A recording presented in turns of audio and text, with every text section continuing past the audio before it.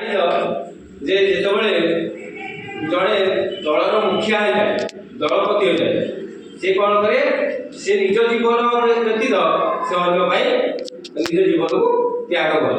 आम यही कविता पढ़ा केमी जड़े कपतराज थी कपतराज से दल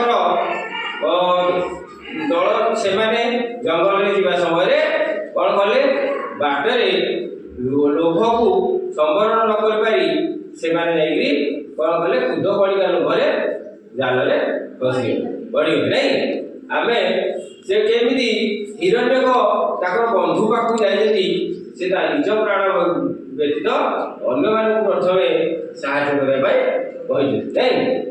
अच्छा यही दलपति पद तुम सागर कवि होती नटवर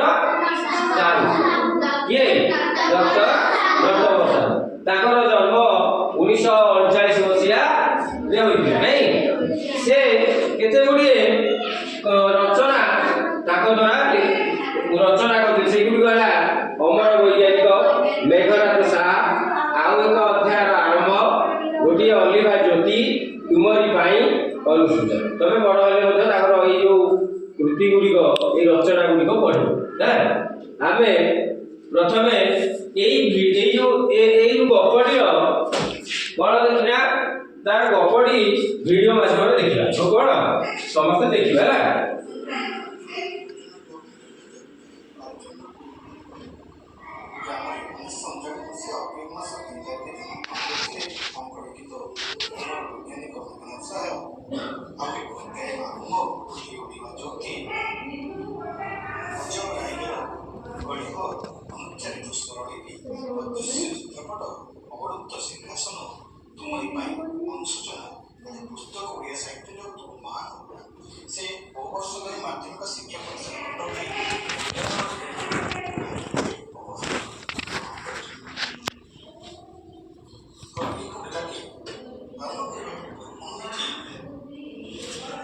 देखो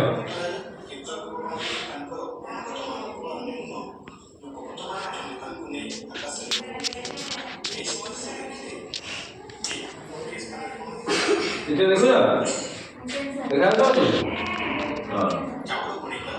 सुबुजी अरे बड़ भूमि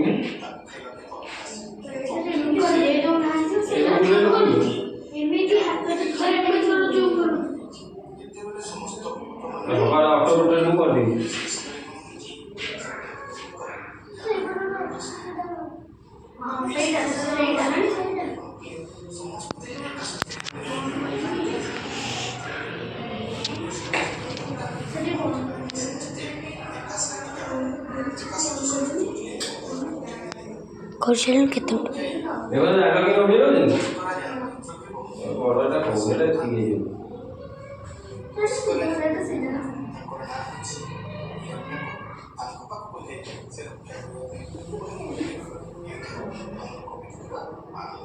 आगे देखो सर तक कौन तो आगे पास वाला नहीं नहीं हम जा रहे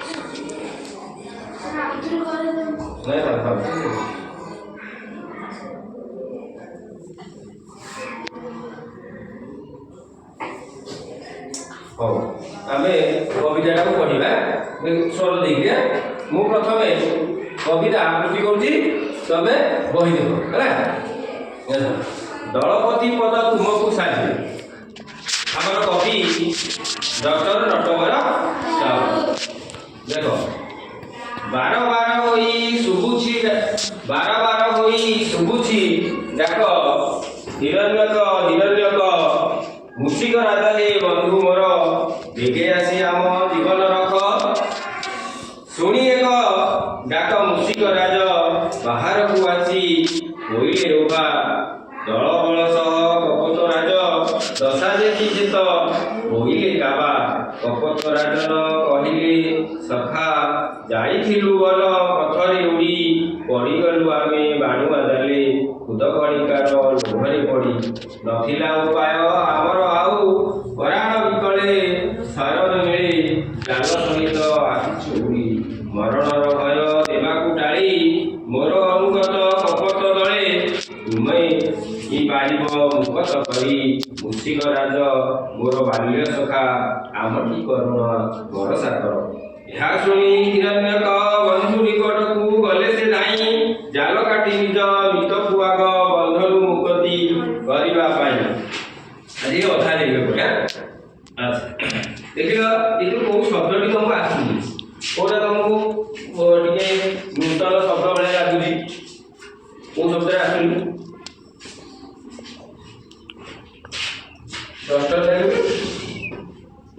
ହଉ କୋଉଟା ଆସୁନି ଯାହା କହିଲ? ବେଗେ ବେଗେ ମାନେ କିଏ ଗୋଟେ ଏଇ ଯୋଉ ଶୀଘ୍ର ଶୀଘ୍ର ବୁଝିପାରୁଛ ତ? ଜଲ୍ଦି ଚଞ୍ଚଳ। ଦଶା ଖରାପ ସମୟ। ଗୁଡ୍, ଧନ୍ୟବାଦ। ଖରାପ ଆଚ୍ଛା। କାବା କାବା ମାନେ ଆଶ୍ଚର୍ଯ୍ୟ।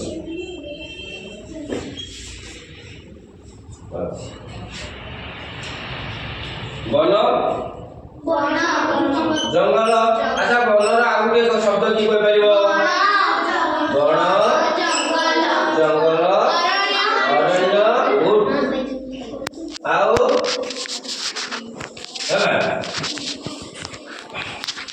ଆଚ୍ଛା ପରାଣର ଗଦ୍ୟ ରୂପ କିଏ କହିପାରିବ? ଆଚ୍ଛା ଆମର ଏଇଟା ପରାଣର ହବ ଗଦ୍ୟ ରୂପ। ଅନୁଗତ ମାନେ ଅନୁଗତ ମୋର ଅନୁଗତ କପଟ ଦଳେ। କଣ କିଏ କହିପାରିବ? କଣ କୁହନ? ଏଇ ମୋର ଅନୁଗତ ଅନୁଗତ ମାନେ ଯାହାକୁ ସେମାନେ ଯାହାର ପ୍ରେରଣା ବା ଯାହାକୁ ସେମାନେ ଯାହା ପଛରେ ସେମାନେ ନିଜର ପ୍ରିୟ ଲୋକ। କରୁଣା ଦୟା ମିତ ମୁକତିର ଗଦ୍ୟ ରୂପ। ମୁକତି ହେଲା